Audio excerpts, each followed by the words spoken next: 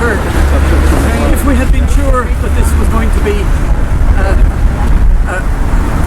a permissible event, so in the end we did just a small group of people who would like to continue the tradition of remembering Kavanagh on this place, in this place. I'm going to read 3 stanzas out of a poem of Kavanagh's. It's one that has a particular relevance for me, which I'll explain.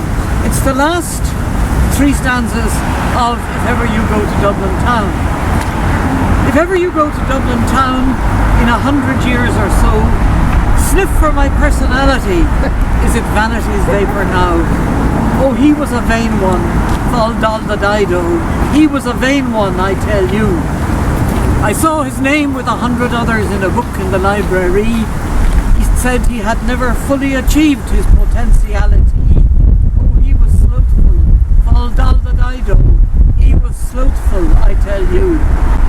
He knew that posterity has no use for anything but the soul, the lines that speak the passionate heart, the spirit that lives alone.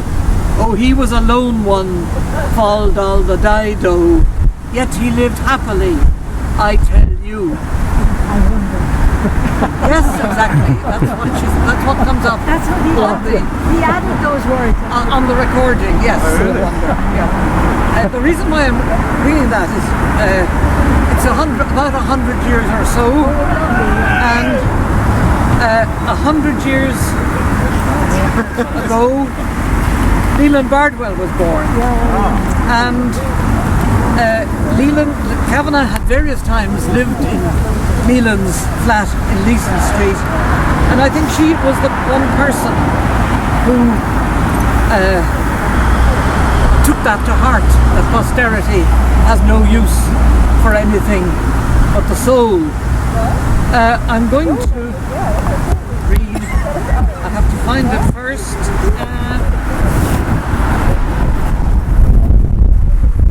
Poem of hers called St. Bridget's Day, 1989. The women's calls go up across the lake. On this still day their voices whip the air, staccato notes behind the reed-hushed margin. Winter is writing out its past before its time, while they trail the shore, anxious to garner reeds for Bridget's cross, bending in all their different flesh shapes, like shoppers, to admire a bud, an early primrose, a robin, shrilly calling to its mate. Although I gather rushes like these strolling women, I'm made conscious of the decades that divide us, and that I should be celebrating Bridget in her strength of fruitfulness and learning. I can only offer her the satchel of these years. I too will make a cross for luck and irony. Among the witches' coven I will raise my glass, so my children's children's children will gather rushes for her turning. I have the photograph here of Leland and Catherine on this spot, but I can't remember just when.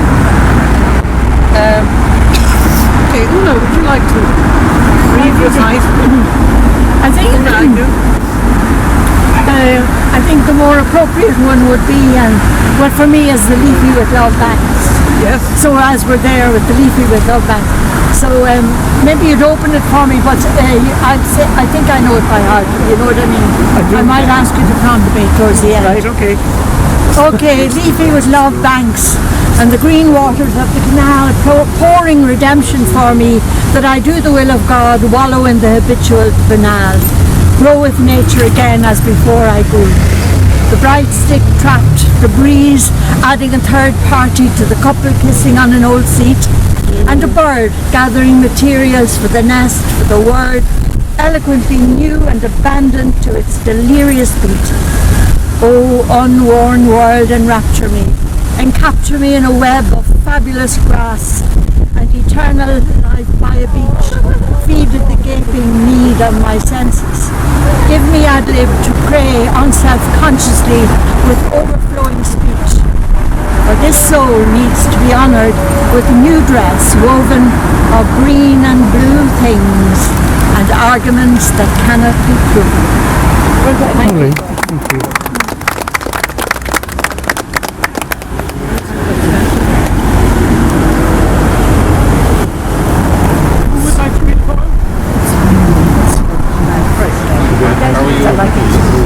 I read Memory of My Father. Oh yes. Every old man I see reminds me of my father. When he had fallen in love with death, one time when the sheaves were gathered. That man I saw in Gardner Street stumble on the curb with one. He stared at me, half-eyed. I might have been his son. And I remember the musician faltering over his fiddle in Bayswater, London. He too sent me the ribbon. Every old man I see in October-coloured weather seems to say to me, I was once your father. Thank you.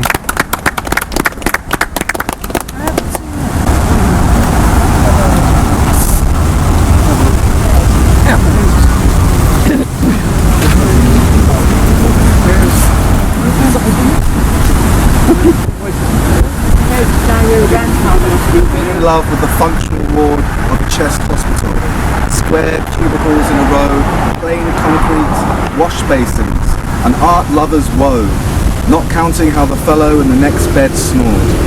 But nothing whatever is by love debarred, the common and banal her heat can know. The corridor led to a stairway, and below was the inexhaustible adventure of a gravelled yard.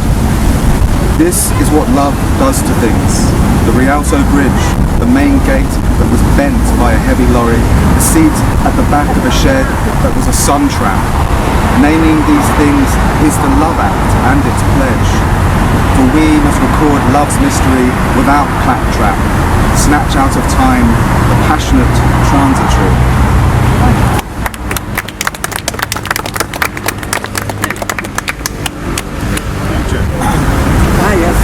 Oh, I had a future.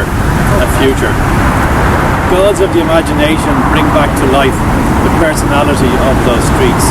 Not any streets, but the streets of 1940. Give the quarter seeing eyes I looked out of, the animal remembering mind, the fog through which I walked towards the mirage. That was my future.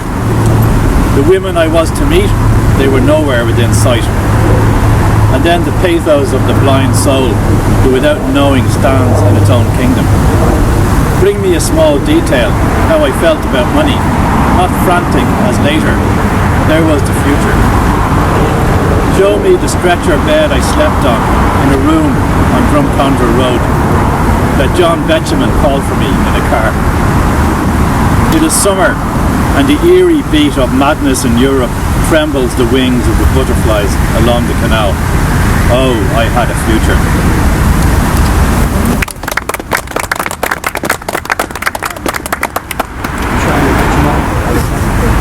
It's going to be a name will tell you sortie for Juliana. Take it as this. Classical period. 1954. Hold on till I try to formulate some theory about you. A personal matter. My lamp of contemplation is sought to shatter, to leave me groping in madness under a low sky. Oh, I wish I could laugh. I wish I could cry. To find some formula, some mystical pattern that would organize a perspective from this hellish scatter. Everywhere I look, a part of me is exiled from the heart. Therefore, I must tell you before you depart my position. Making the statement is enough. There are no answers to any legal question.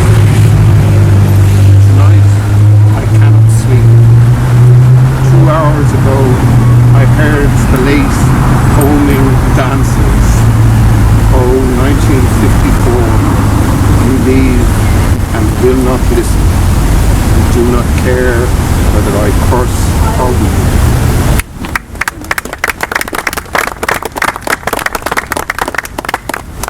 Short one, sanctity. To be a poet and not know the trade, to be a lover and repel all women. Twin ironies by which great saints are made, the agonizing pincer jaws of heaven.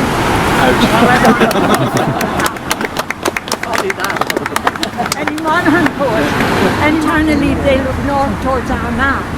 Lot's wife would not be salt if she'd been incurious as my black hills that are happy when dawn brightens Dalton and Cavan. My hills hoard the bright chillings of March, while the sun searches in every pocket. They are my Alps, and I've climbed the Matterhorn with a sheaf of hay for 3 perishing calves in the field under the big fort of Roxange. The sleety winds fondle the rushy beards of Shankaduff, while the cattle drovers sheltering in Feathernabush look up and say, who owns them hungry hills that the water hen and snipe was to forsake? A poet? Then by heavens he must be poor, I hear, and is my heart not vanishing?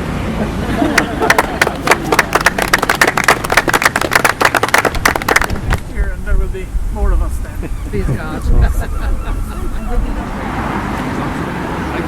Back the road. Can we sing it? On Raglan Road of an Autumn day, I saw her first anew. That her dark hair would leave a snare, that I might one day rue. I saw the danger, yet along the enchanted way. and I I said, said we be a fallen leaf at the dawning of the day. On Grafton Street in November, we tripped lightly along the edge of a deep ravine where can we see the worth of passion's pledge. The Queen of Hearts still making hearts, and I not making hay. For I love too much, and by such I search is happiness thrown away. on a quiet street gave her a secret sign. of the It's known to our hills through God of sound and storm. And word and deed I did not stint. I gave her poems to say, her own and her own dark hair, like the clouds over fields of hay. On a quiet street where old ghosts meet, I see her walking now, away from me so hurriedly. My reason must allow that I have loved not as I should, a creature made of clay. When the angel would the clay he lose his wings at the dawn of day.